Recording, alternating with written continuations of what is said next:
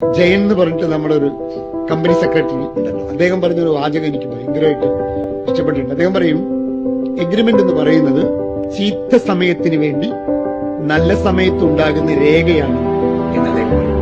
ചീത്ത കാലത്തിന് വേണ്ടി നല്ല കാലത്ത്, അതായത് നമ്മൾ രണ്ടുപേരും നന്നായിരിക്കുന്ന സമയത്ത് എപ്പോഴെങ്കിലും സംഭവിക്കാൻ സാധ്യതയുള്ള ഒരു ചീത്ത കാലത്തിന് വേണ്ടിയിട്ട് ഉണ്ടാക്കപ്പെടുന്നതായിരിക്കും എഗ്രിമെന്റ്. അപ്പൊ എഗ്രിമെന്റിൽ വളരെ ഡീറ്റെയിൽ ആയിട്ട് ഇത്തരം സാധനങ്ങൾ സൂചിപ്പിക്കണം എന്നതാണ്.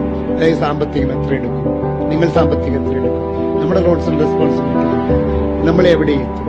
ഇനി ഇതിന് കൂട്ടത്തിൽ നിർബന്ധമായി വെക്കേണ്ട ഒരു കാര്യം, നമ്മൾ പിരിയാണെങ്കിൽ എങ്ങനെ പിരിയും, എക്സിറ്റ് പോളിസി എന്ന് പറയും. അത് എങ്ങനെയായിരിക്കും, എക്സിറ്റ് എങ്ങനെയായിരിക്കും സംഭവിക്കുക, നിങ്ങൾ ഇതിൽ നിന്ന് പോവുകയാണെങ്കിലോ ഞാനിൽ നിന്ന് പോവുകയാണെങ്കിലോ സ്മൂത്ത് ആയിട്ട് എങ്ങനെ പോകാൻ കഴിയും എന്നതുൾപ്പെടെ ഒരു എഗ്രിമെന്റ് ആക്കിയേ പാർട്ട്ണർഷിപ്പ് ബിസിനസ് തുടങ്ങാവൂ എന്ന് ഉറപ്പിച്ചു പറയും.